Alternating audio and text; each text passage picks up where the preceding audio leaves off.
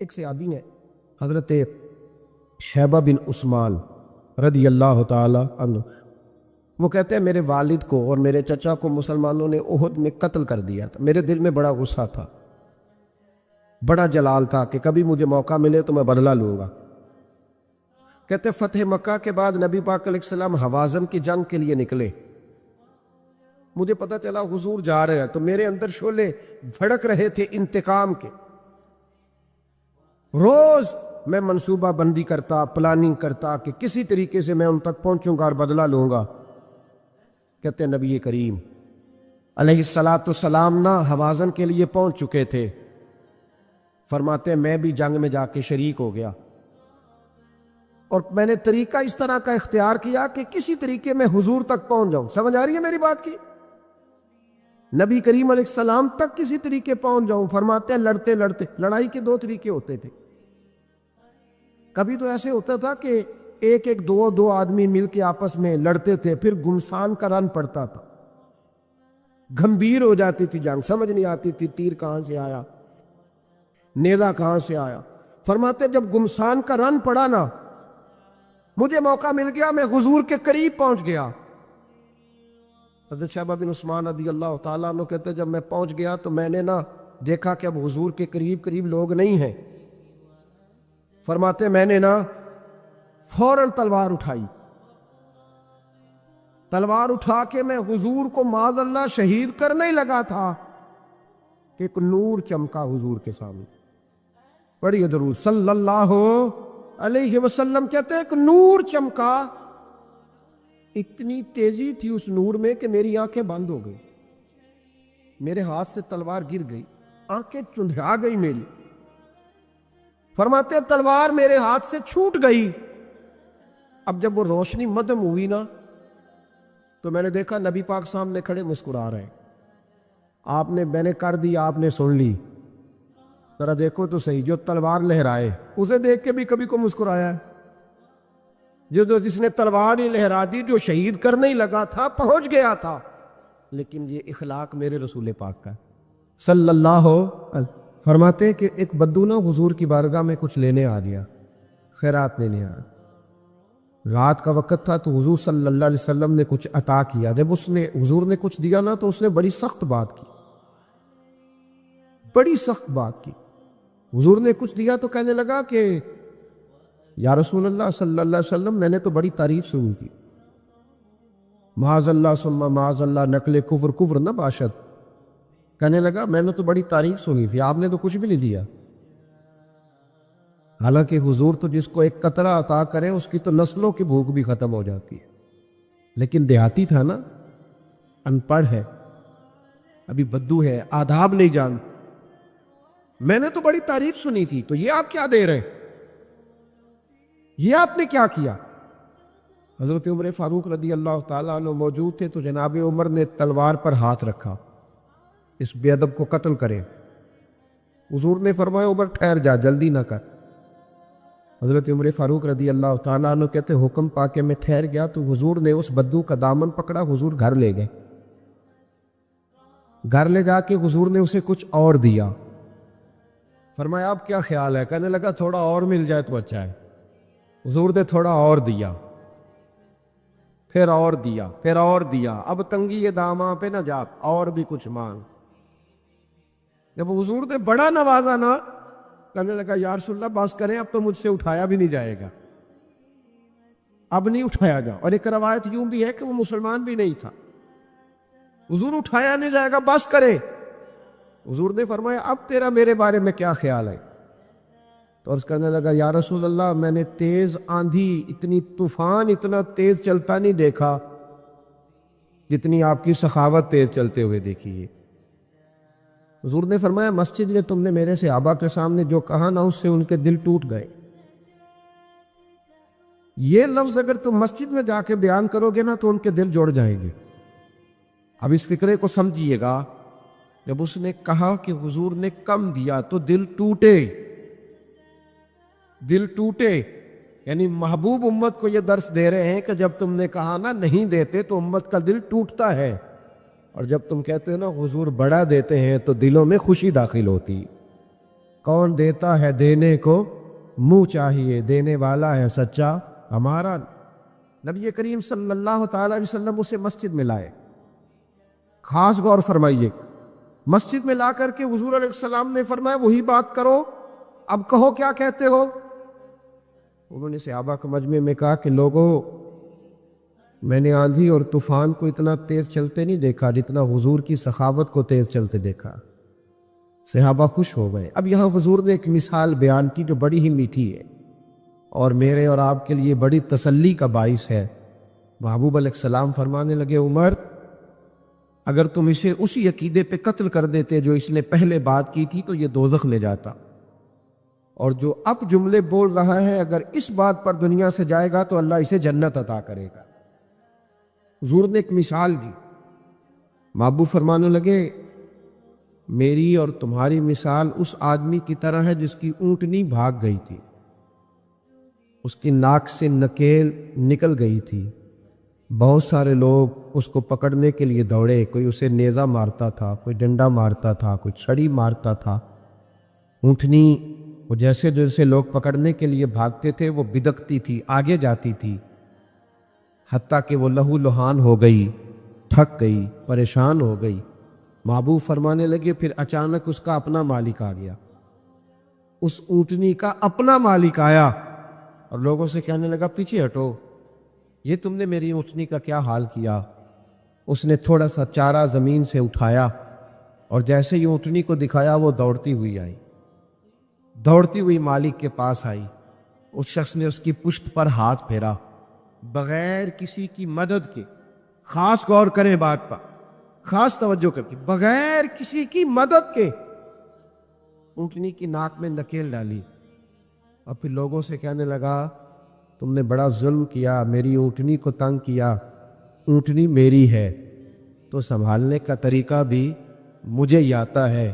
گویا حضور فرمانے لگے امت بھی میری ہے، یہ امت میری ہے تو سنبھالنے کا طریقہ بھی مجھے ہی آتا ہے۔ رب حبلی امتی کہتے ہوئے پیدا ہوئے تو حق نے فرمایا کہ بخشا الصلاۃ والسلام۔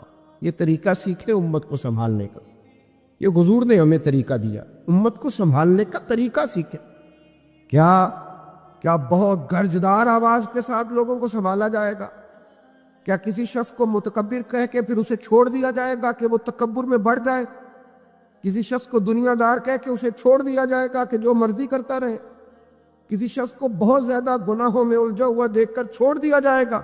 نہیں، حکمت کے ساتھ اس کا علاج کیا۔ دیکھیں نا حضور کی بارگاہ میں آ کے ایک شخص نے کہا تھا یا رسول اللہ صلی اللہ تعالی علیہ وآلہ وسلم، حضور میں کلمہ پڑھنا چاہتا ہوں، امام راضی اس حدیث کو لائیں، میں حضور کلمہ پڑھنا چاہتا ہوں لیکن میری کچھ بری عادات ہے جو مجھ سے چھوٹتی نہیں۔ حضور نے فرمایا کون کون سی؟ ہم لوگوں نے تو لوگوں کو کاٹ دیا لوگوں کو، اوہ یہ نشہ کرتا ہے، رشتہ دار ہو کے بھی ہمارا کوئی تعلق نہیں، اسے اٹھاؤ کسی ہاسپٹل میں لے جاؤ تاکہ بیچارہ دوبارہ سے دنیا میں آ جائے۔ کسی سے غلطی ہو جاتی ہے تو لوگ اسے کاٹ ڈالتے، بلکہ اس طرح کرتے ہیں کہ معاشرے سے کاٹ دیا جاتا ہے۔ جب آپ پیار کریں گے، ان لوگوں کو واپس لائیں، یہ پھر سے سوسائٹی کا حصہ بنیں گے۔ امام راضی کہتے ہیں کہ اس شخص نے آ کے عرض کی یا رسول اللہ صلی اللہ علیہ وسلم، میرے اندر کچھ بری عادات ہیں جو میں چھوڑ نہیں سکتا، تو ان کے ہوتے ہوئے میں کیسے کلمہ پڑھوں؟ حضور نے فرمایا بیان کرو۔ عرض کرنے لگے یا رسول اللہ صلی اللہ علیہ وسلم، میں معاذ اللہ تعالی ناجائز فعل کا، عورتوں سے ناجائز تعلق رکھنے کا بھی عادی، حضور میں چوری بھی کر لیتا، معاذ اللہ شراب بھی پی لیتا، اور چوتھی بات یہ کی کہ حضور جھوٹ بولنے کا بڑا عادی ہے۔ حضور ان گناہوں کی بڑی کوشش کی ہے پر یہ جان چھوٹتی نہیں، ان کی موجودگی میں کیسے کلمہ پڑھوں؟ میرے مصطفیٰ کریم مسکرائے، حضور نے فرمایا ایک چھوڑ دو گے؟ وہ نہیں توجہ کی آپ نے میری بات، کیا فرمایا بولیے گا؟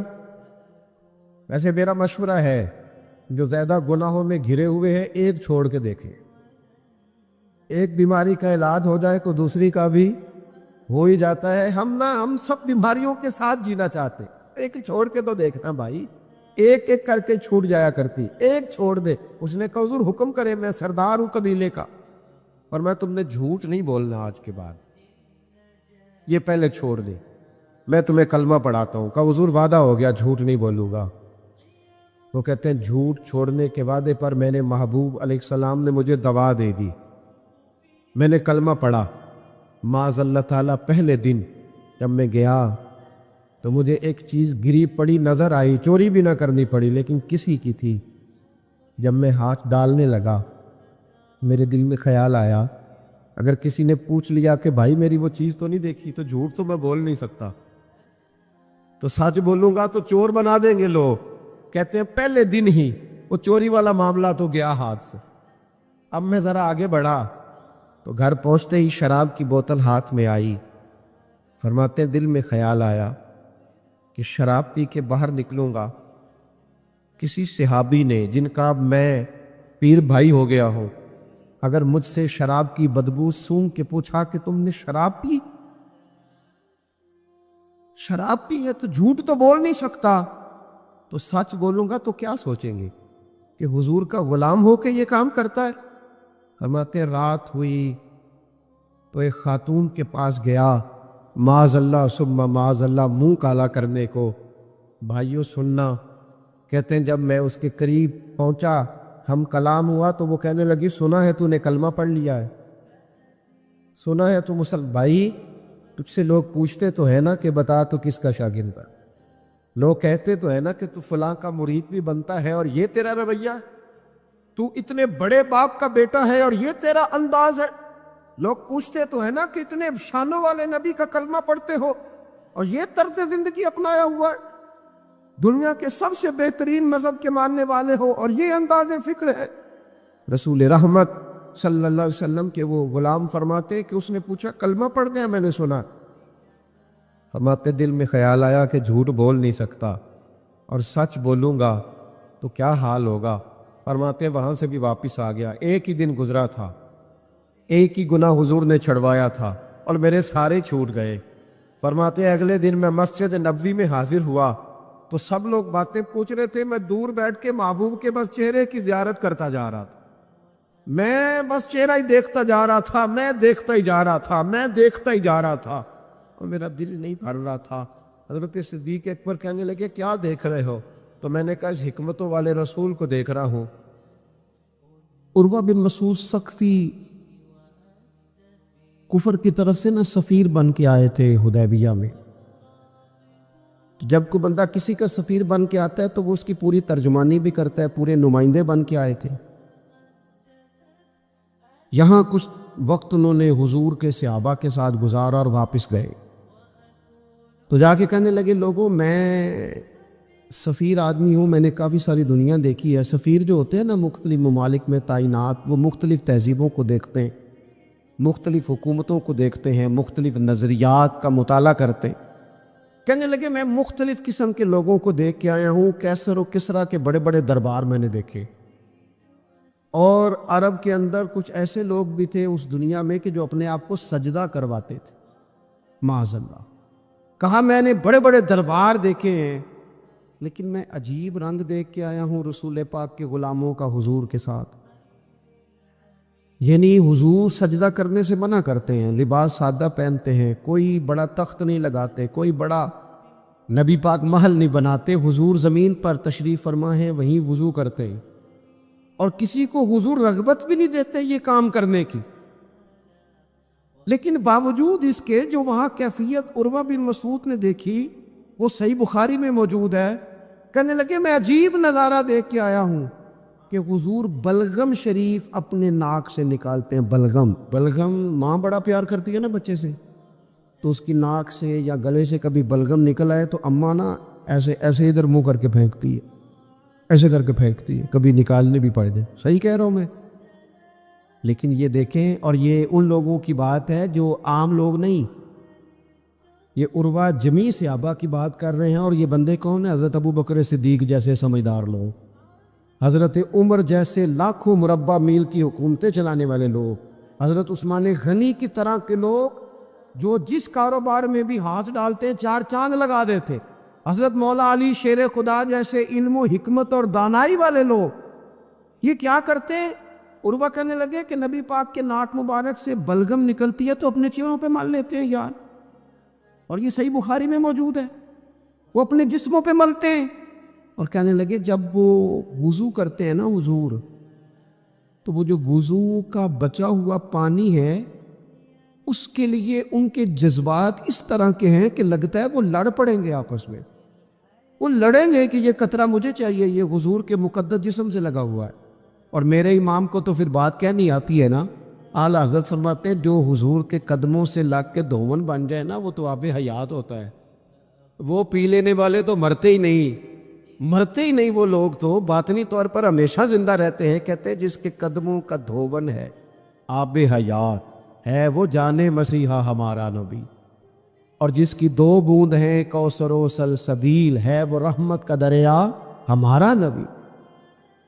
عروہ کہنے لگا وہ تو لڑ پڑیں گے، اور تیسرا عروہ کہنے لگا میں نے عجیب منظر وہاں دیکھا ہے کہ حضور کوئی حکم کرتے ہیں تو ہر بندہ پہل کرتا ہے، جلدی کرتا ہے حکم ماننے، تیزی دکھاتا ہے۔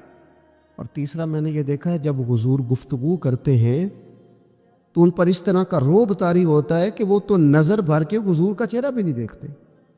کہنے لگا یہ کیفیات میں ان لوگوں کے دیکھ کے آیا ہوں جو اپنے حبیب سے اتنی محبت کرتے ہیں، وہ کبھی بھی حضور کے دین کا جھنڈا نیچے نہیں آنے دیں، وہ کبھی بھی کسی کفر کی نفاق کی سازش کو آگے نہیں بڑھنے دیں گے۔ تو کافر تو کل بھی اس بات کا اظہار کر رہا تھا کہ ہمیں جو ڈر لگتا ہے مسلمانوں سے وہ اس بات سے لگتا ہے یہ اپنے نبی کے ساتھ بڑے جڑے ہوئے، ان کا رشتہ حضور کے ساتھ بڑا مضبوط ہے، اور امت سوال جواب کر رہی ہے، امت ترازو لے کے بیٹھی ہے کہ اتنا علم تھا معاذ اللہ اور اتنا نہیں تھا، یہ کر سکتے تھے اور یہ نہیں کر سکتے، ان کو یہ کہنا چاہیے اور یہ نہیں کہنا چاہیے۔ بھئی یہ تو ہمارے بزرگ پرانا فیصلہ کر گئے، وہ کہتے ہیں بعد از خدا بزرگ توئی قصہ مختصر، اور حضور رب کے بعد سب سے بڑے ہیں، یہی مختصر قصہ ہے۔ تو حضور سید عالم کے ساتھ جو قلبی وابستگی ہے، نبی کریم علیہ السلام نا مدینہ شریف میں جب ہجرت کر کے تشریف لے گئے تھے تو حضرت ابو ایوب انصاری رضی اللہ تعالیٰ عنہ کے گھر میں حضور نے قیام فرمایا تھا۔ ہمارے پاس بہت ساری چیزیں ایسی ہوتی ہیں جن کی طلب بڑی ہوتی ہے، لیکن جب وہ حاصل ہو جاتی ہیں پھر ان کی طلب نہیں رہتی۔ ایک چیز آپ کے پاس ہمیشہ رہنے لگ جاتی ہے پھر اس کے ادب آداب زیادہ نہیں رہتے، یہ ایک مزاج ہے عام آدمی۔ چلے میں اپنی بات بتاتا ہوں آپ کو، عام آدمی جو ہوتا ہے نا وہ قرآن شریف کے غلاف کو بھی چومتا ہے، پھر قرآن پاک کو بھی چومتا ہے، پھر وہ بڑے احترام سے کھول کے رکھتا ہے، لیکن ہمارے مدارس میں جو حافظ ہوتے ہیں وہ نہیں زیادہ چومتے، ان کے پاس رہتا ہے نا ہر وقت، وہ لا کے رکھتے، ادب کرتے ہیں، کوئی بے ادبی نہیں کرتے، اللہ معاف کرے، لیکن جس طرح سے عام آدمی اس کو بار بار چومتا ہے یا ذوق کا اظہار کرتا ہے، دیکھیں حافظ بیچ بیچ میں سے ناراض ہونے لگ گئے ہیں مجھ سے۔ آپ ناراض نہ ہوں لیکن چلو بات کر تو لینے دو نا، جو ٹھیک ہے وہ کر پہ لینے دو۔ یہ ہوتا ہے بعض اوقات جو چیز بالکل قریب آ جاتی ہے نا، یعنی ایک چیز آپ کا مقصود ہے اور اگر وہ مقصود مل گیا تو وہ جو درویش نے کہا تھا نا کہ یہی بہتر ہے کہ پردوں میں وہ پردہ پوش رہے، اس کی بھی بڑی حکمتیں ہوتی ہیں، اس لیے کہ جو تڑپ ملنے کی تڑپ کی جو لذت ہے وہ کئی دفعہ وصال کی لذت نہیں ہوتی، تو یہی بہتر ہے کہ پردوں میں وہ پردہ پوش رہے، اور وہ اگر پردے ہٹا دے تو پھر کسے ہوش رہے۔ جب آپ کو وہ چیز میسر آ جاتی ہے تو پھر اس کی قدر، اسی لیے حضرت عمر فاروق رضی اللہ تعالیٰ عنہ کا یہ طریقہ تھا کہ جب لوگ حج کر لیتے تھے نا تو فرماتے تھے حج ہو گیا اب اپنے اپنے گھر جاؤ، زیادہ دیر نہ رہو حرم شریف میں، زیادہ دیر رہو گے تو قدر نہیں کرو، اب جاؤ۔ بڑی دلچسپ ہوتی ہیں بے ترتیب ملاقاتیں، کبھی کبھی ملنے میں ذوق زیادہ ہوتا ہے، لطف زیادہ ہوتا ہے، طمانینت زیادہ ہوتی۔ حضرت ابو ایوب انصاری کہتے ہیں مجھے مقصود مل گیا، کرم ہو گیا، میں منتظر تھی میری روح میری نظر کے حضور میرے گھر تشریف لائیں، حضور آ گئے، کرم ہو گیا، رحمت ہو گئی۔ اب ایسا نہیں ہے کہ ان لوگوں کو مقصود مل گیا ہے تو بس بات ختم ہو گئی، اب وہ سمجھ گئے کہ میرے تو گھر آ گئے تو میرے لیے تو ساری بات ہی کھل گئی ہے۔ ان کی ادبی معرفت کا یہ عالم تھا اور نبی پاک کے ساتھ ان کی وابستگی کا یہ حال تھا کہ کہتے ہیں میں نے میرے گھر کی 2 منزلیں تھیں، میں نے نچلی والی منزل حضور کے لیے چھوڑ دی تاکہ نبی کریم صلی اللہ تعالیٰ علیہ وسلم کی زیارت کے لیے لوگوں نے آنے جانا ہے تو لوگوں کے لیے آسانی رہے۔ فرماتے ہیں نیچے حضور آرام فرما ہیں اور میں اوپر والی منزل پہ تھا، جا کے چارپائی پہ لیٹ گیا۔ جی مسلم شریف میں آپ کو ملے گا، اس کی اصل ملے گی آپ کو۔ فرماتے ہیں میں آرام سے جا کے چھت پہ لیٹ گیا، رات کا تھوڑا سا پہر گزرا تو میرے دل میں خیال آیا وہ ایوب تو اوپر ہے اور حضور نیچے ہے، پائے نظر ہوش میں آ، یہ کوہ نبی ہے، آنکھوں سے بھی چلنا یہاں بے ادبی ہے۔ اور امام فرماتے ہیں حرم کی زمین اور قدم رکھ کے چلنا، ارے سر کا موقع ہے وہ جانے والے، کہاں حضور نیچے۔ فرماتے ہیں ساری رات میں ایک دیوار کے ساتھ پیچھے ہو کے بیٹھا رہا، ساری رات یہ سوچتا تھا کہیں میں وہاں نہ چل دوں جہاں حضور آرام فرما ہو، میرے قدم نہ آ جائیں۔ میں تڑپتا رہا، مقصود پاس آ گیا ہے، وہ چیز حاصل ہو گئی ہے، لیکن اس کی تڑپ میں اضافہ ہوا ہے، احترام بڑا ہے۔ یعنی آپ سوچ رہے ہیں کہ میں ان کا ادب کیسے کروں، ان سے محبت کیسے کروں، کس اعزاز سے انہیں بٹھاؤں۔ فرماتے ہیں کہ تڑپ کے میں صبح حاضر بارگاہ ہوا، میں نے کہا یا رسول اللہ کریم کرم ہو جائے، میری تو بساط ہی نہیں، میں چھت پہ کیسے گزارا کروں گا۔ تو حضور فرمانے لگے میرے پاس تو لوگوں نے آنے جانا ہے، میں تو نیچے ذرا آسانی محسوس کرتا ہوں، یہی ٹھیک۔ یا رسول اللہ آپ کی بات ٹھیک ہے، پر کریم اگر کرم ہو جائے نا تو مہربانی ہوگی۔ اللہ کے رسول نے جب نظر مبارک اٹھا کے حضرت ابو ایوب انصاری کا چہرہ دیکھا نا، خیال آیا مسلمان نیک و بد پہچان جاتے ہیں اور محمد تو آدمی کے دل کی باتیں جان جاتے ہیں صلی اللہ تعالی علیہ وسلم۔ حضور نے جب نظر فرمائی اور ان کی آنکھوں میں چمکتے ہوئے آنسو دیکھے تو حضور فرمانے لگے میں سمجھ گیا ہوں تو نہ اوپر رہ پائے گا نہ سو پائے گا، تو بچے لے کے نیچے آ جا، میں ہی اوپر چلا جاتا ہوں۔ صحابہ کی وہ جو خاص قلبی کیفیات ہے رسول پاک کے ساتھ، میرے سنگیوں دیکھو میلاد شریف کا جو جھنڈا ہے وہ بھی میلاد شریف کا ہی ہے، وہ میلاد کا جھنڈا۔ ایسا نہ ہو کہ میلاد کا جھنڈا کسی گلی میں پڑا ہوا نظر آئے، میلاد پہ چھپنے والا اشتہار پوسٹر کسی جگہ گرا ہوا نظر آئے۔ یہ جو لنگر شریف ہے نا، تبرک کے چاول، یہ حضور کے میلاد سے وابستہ ہے، یہ گلیوں میں بکھرے ہوئے نظر نہ آئے۔ اس طرح کی کیفیات نہ ہو کہ محسوس ہو کہ جناب یہ تو احترام والے لوگ ہیں، یہ لوگ تو حضور کی محبت کی بات کرتے ہیں۔ محبوب کی نسبتوں کا احترام بھی محبت ہی کا ایک پہلو ہوتا ہے، خاص وارفتگی نبی پاک کی ذات کے ساتھ خاص۔ اور پھر ان لوگوں نے نا ان چیزوں کو بھی چھیڑا جن کی شریعت میں گنجائش تھی۔ شریعت کے 2 حکم ہیں، ایک عزیمت ہے، ایک رخصت ہے۔ ایک یہ ہے کہ اگر حالات بڑے سخت ہیں، بڑے گڑبڑ ہیں تو آپ تھوڑی دیر کے لیے سائڈ پہ ہو جائیں، رخصت ہے، اجازت ہے۔ اور ایک یہ ہے کہ آپ ڈٹ جائیں نا حالات کے سامنے، پھر اللہ مددگار ہے۔ ایک یہ ہے کہ گنجائش ہے، اور ایک یہ ہے کہ دل نہیں میرا مانتا، میں گنجائش کا کیا کروں، میری طبیعت نہیں مانتی۔ چلیں ایک بات اور کھول دیتے، ایک ہوتا ہے حکم، ایک ہوتی ہے رضا، ان دونوں میں فرق ہوتا ہے۔ وہ جی میں نے حضرت صاحب سے کہا جی مجھے اجازت ہے میں جاؤں، انہوں نے کہا جاؤ میں چھٹی لے کے آیا ہوں۔ بھائی آپ نے چھٹی مانگی تھی، حضرت نے دے دی، استاد جی نے دے دی، یہ تو حکم ہے، لیکن تمہیں بھانپنا چاہیے تھا نا ان کی مرضی کیا ہے، ان کی رضا کیا ہے۔ رضا تو اس طرح کی ہوتی ہے کہ مکتب عشق کا دستور نرالا دیکھا، اس کو چھٹی نہ ملی جس نے سبق یاد کیا۔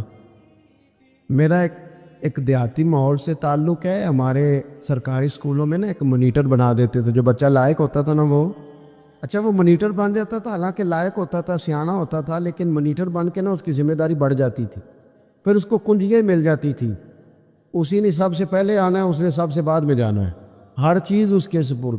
پیار جو زیادہ کریں ان کی ذمہ داریاں بھی زیادہ ہوتی۔ یہ کیا بات ہوئی کہ میری محبت زیادہ ہے تو میں مسجد میں غیر حاضر ہوں، میں حضور کا میلاد شریف زیادہ مناتا ہوں تو میں نے سنت شریعت کو اپنایا ہی نہیں. محبت مجھے حضور سے زیادہ ہے، لیکن حضور نے جو حقوق العباد ادا کرنے کا سبب پڑھایا ہے اس پر میری توجہ ہی نہیں. بھئی اگر آپ کا پیار زیادہ ہے تو پھر آپ کی ذمہ داری بھی زیادہ ہے، پھر آپ کو زیادہ حساس ہونا چاہیے. نبی کریم صلی اللہ تعالیٰ علیہ وسلم نے ایک قانون دیا ہے کہ لا یکلف اللہ نفسا الا وسعہا. رب فرماتا ہے جو بوجھ کوئی اٹھا نہ سکے ہم اس پر وہ بوجھ نہیں ڈالتے. اللہ کے راستے میں آپ نے خرچ کرنا ہے تو اگر آپ کی جیب اجازت دیتی ہے تو خرچ کریں، نہیں دیتی تو نہ کریں. شریعت اسلامیہ نفلی صدقات کے معاملے میں انسان کو مجبور نہیں کرتی. اسی طرح محبت کا معاملہ ہے، خدمت کا معاملہ ہے، لیکن صحابہ بعض وہ کام بھی کرتے تھے جو شرعی طور پر ان پر ضروری نہیں تھے، اور جب کرتے تھے تو کیوں کرتے تھے؟ محبت مجبور کرتی تھی، پیار مجبور کرتا تھا. طبرانی میں موجود ہے اللہ کے حبیب علیہ الصلوۃ والسلام کو اچانک ایک صحابی نے دیکھا، فوراً عرض کرنے لگے یا رسول اللہ میرے ماں باپ قربان ہو، چہرے پر نکاہت بڑی ہے، کمزوری ہے، کیا وجہ ہوئی؟ حضور نے ایک ٹھنڈی آہ بھری اور فرمایا میں نے کئی دنوں سے کھانا نہیں کھایا، کھجور اور پانی پر گزارا ہے. میٹھا کھانا بھی سنت ہے لیکن فاقہ کرنا بھی سنت ہے. اپنی مرضی کی سنت ادا کر لینا یہ تو بڑا آسان کام ہے، لیکن میرے بھائی شریعت اسلامیہ میں جو چیز غالب رہی ہے اس پر بھی کبھی کبھی ذوق کریں. اور پھر حضور کا جو فقر ہے اختیاری ہے. نبی پاک نے مانگ کے غریبی لی اللہ تعالیٰ سے کہ یا اللہ ایک وقت روٹی دے ایک وقت فاقہ دے. تو نبی کریم علیہ السلام نے فرمایا کہ میں نے کھانا نہیں کھایا، کھجور پانی پہ گزارا ہے کئی دنوں سے. اب اس صحابی کو حکم تو دین کا یہی ہے نا کہ اگر گھر میں کچھ ہے تو لے آؤ، ورنہ شریعت پابند تو نہیں کرتی. تو وہ پہلے اپنے گھر گئے، جا کے پوچھا کوئی چیز ہے؟ گھر والوں نے کہا کوئی نہیں.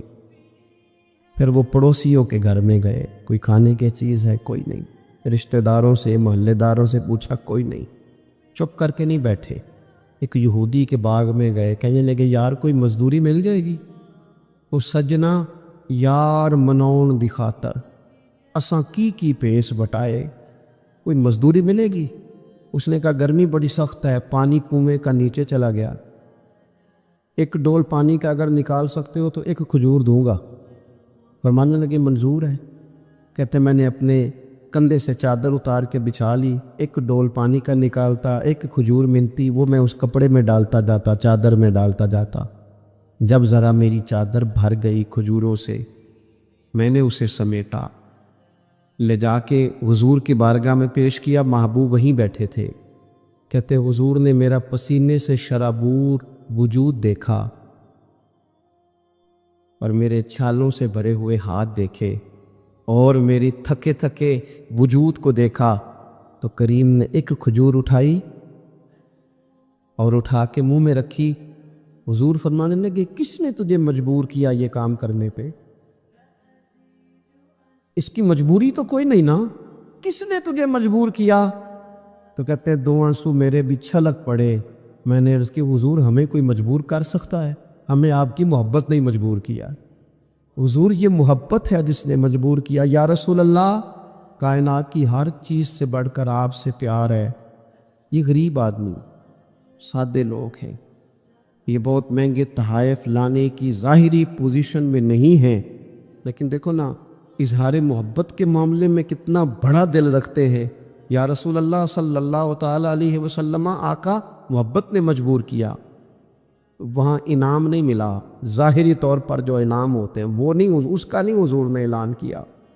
حضور فرمانے لگے سن پھر اگر تو مجھ سے محبت کرتا ہے تو فقر و فاقے کی تیاری کر، مصیبت کے لیے تیاری کر. اگر جو مجھ سے محبت کرتا ہے اس کی طرف تو مصیبتیں دوڑ کے آیا کرتی. پھر تو تیاری رکھ، پھر تو سہنا سیکھ، پھر دل بڑا کر، کشادہ کر، پھر دیکھ تجھے آزمائشیں آئیں گی. زخم پہ زخم کھا کے جی، خونے جگر کے گھونٹ پی، آہ نہ کر اب لبوں کو سی. یہ عشق ہے کو دل لگی نہیں. یہ کوئی ایسی تھوڑی ہے کہ تیری دل لگی تھی اور تو دو باتیں کر سن کے تو چلا گیا. یہ عشق ہے کوئی دل لگی نہیں. تو حضور کو جس انداز میں صحابہ نے چاہا جس طرح انہوں نے نبی پاک سے محبت کی، اپنی ساری توجہات کا مرکز ذات رسالت کو بنایا، حضور کی رضا کو ہر معاملے میں مقدم جانا، ہماری ذمہ داریاں ہیں کہ ہم بھی اپنے محبوب کے لیے اپنے جذبات کو کشادہ کریں، اپنے دل میں وہ ساری باتیں پیدا کریں جس کی بنیاد پر ہمارا بھی ایمانی رشتہ نبی کریم سے مضبوط ہو سکے۔ بات ختم کرنے لگا ہوں۔ دیکھو، جس کو حضور سے پیار ہوگا نا، اسے نبی پاک کے صحابہ سے بھی پیار ہوگا، اور جسے حضور سے محبت ہے اسے اولاد رسول سے بھی محبت ہے، اور جسے حضور سے محبت ہے اسے امت رسول سے بھی محبت ہے۔ میں اور آپ بڑے آرام سے اپنے اپنے گھروں میں بیٹھے، لیکن 2 مہینے ہونے کو ہے، سیلاب والے اپنی بیٹیاں لے کے جھونپڑیوں میں بیٹھے، سڑکوں میں۔ 4 دن خبریں زیادہ تھیں اخبارات میں، تو ہمیں بھی تھوڑا احساس زیادہ تھا، کیونکہ اب خبریں مدھم ہو گئی ہیں تو ہماری طبیعت بھی مدھم ہو گئی ہیں۔ ہم تو چلتے ہیں کہ آج کل ٹرینڈ کیا ہے، وائرل کیا چیز ہے، اس کے مطابق ہم بھی اپنا ٹرینڈ چینج کر لیتے ہیں۔ میں مسافر ہوں، بڑے سفر کرتا ہوں روز، تو بہت سارے لوگ محبت سے کہتے ہیں آج ہمارے ہاں رہ جائیں، تو میں ان سے کہتا ہوں یار، جو نیند اپنے بیڈ پہ آتی ہے وہ کسی اور جگہ نہیں آتی ہے، گھر ہی جانے دو، گھر ہی بندہ آرام سے سکون سے سو سکتا ہے۔ کسی کا بڑا بہترین گھر بھی ہو تو جب کسی کے گھر نیند نہیں آتی، بچے نہیں سوتے، اپنے گھر جانا ہے، تو مجھے بتاؤ جو بیچارے جھونپڑیوں میں آ کے بیٹھ گئے، ان کے لیے کتنی مشکل بات ہے، خیموں میں بیٹھے۔ لیکن کیا کریں، اس وقت جتنی سیاسی جماعتیں ہیں نا ملک میں، سب حکومت میں، کسی کی پنجاب میں حکومت ہے، کسی کی مرکز میں ہے، کسی کی کہیں ہے۔ چاہیے تھا نا یہ سارے وسائل استعمال کرتے اور ان لوگوں کی خدمت میں پہنچتے۔ ہمیں اپنے دل کشادہ کرنے چاہیے حضور کی امت کے لیے۔ میلاد شریف کی جہاں جہاں بھی محفل ہو نا، کوشش کریں غربا کو بٹھا کے اچھے طریقے سے روٹی کھلائی جائے، ان کا اکرام کیا جائے، اس لیے کہ یہ نبی پاک کی امت ہے، ان سے پیار کیا جائے۔ اور دیکھو، حضور سے پیار ہے تو امت سے پیار ہے، تو پھر ہمیں حضور کی شریعت سے بھی پیار ہونا چاہیے۔ ہمیں ہر جگہ مقدم کرنا چاہیے دین کو۔ اگر کل 10 میں 40 میں جنازے پہ ہم دین کی بات کرتے ہیں تو پھر ہمیں نکاح، ولیمے اور عقیقے والے دن بھی دین کی بات ہی کرنی چاہیے، وہاں بھی ہمیں ترجیح دین ہی کو دینی چاہیے۔ یہ کیا بات ہوئی کہ جب غم آئے تو رخ اللہ رسول کی طرف ہو گیا، اور جب خوشیاں ملی تو پھر سارے شیطانی کام شروع کر دیے۔ یہ حضرت بابا فرید الدین مسعود گنج شکر کا وطن ہے، یہاں سے نہ خوشبوئیں پھیلی ہیں پوری دنیا میں رسول اللہ کے دین کی، یہاں سے لوگوں نے فیض پایا ہے۔ وہ سنگیو، یہاں آ کے وقت گزارنے والے محبوب الہی بن جایا کرتے۔ آپ محسوس کریں کہ یہ دھرتی کتنی کو زرخیز ہوگی، یا رنگ کتنا کو بڑا ہوگا۔ حضرت بابا صاحب رحمۃ اللہ علیہ کا خواجہ نظام صاحب کے ساتھ ایک خط ہے، جب انہوں نے کہا نا حضور ملنے کو بڑا دل چاہتا ہے، تڑپتا ہوں، تو بابا صاحب نے جواب میں لکھا تھا کہ نظام، فرید کا دل تجھ سے زیادہ تجھے ملنے کو کرتا ہے، لیکن اگر میں چل کے تیرے پاس آؤں گا تو یہاں دینی خدمت کا نقصان ہوگا، اور اگر تو چل کے آئے گا تو جو ڈیوٹیاں تو کر رہا ہے وہاں دینی معاملات کا نقصان ہوگا۔ فرمانے لگے تو وہاں بیٹھ کے رسول اللہ کے دین کی نوکری کر، میں یہاں بیٹھ کے کرتا ہوں، اللہ جنت میں دونوں کی ملاقات کرا دے گا۔ آپ خصوصیات دیکھتے ہیں ہمارے بزرگوں کے نظریات کیا ہیں، وہ لوگ قائل ہیں خدمات کے، وہ خدمات کے قائل، اس لیے اپنی زندگی کے اندر ہمیں نصب العین بنانا چاہیے۔ آج اس جگہ بیٹھ کر حضور کی محفل پاک سجا کر ہمیں اس بات کا تہیہ کرنا چاہیے کہ ہم حضور سے بھی پیار کرتے ہیں، حضور کی امت سے بھی پیار کرتے ہیں، صحابہ سے بھی پیار کرتے ہیں، اولاد رسول سے بھی پیار کرتے ہیں، نبی پاک پر آنے والی کتاب سے بھی پیار کرتے ہیں، اور رسول پاک علیہ السلام نے جس سے پیار کیا ہم ان سب سے بھی پیار کرتے ہیں۔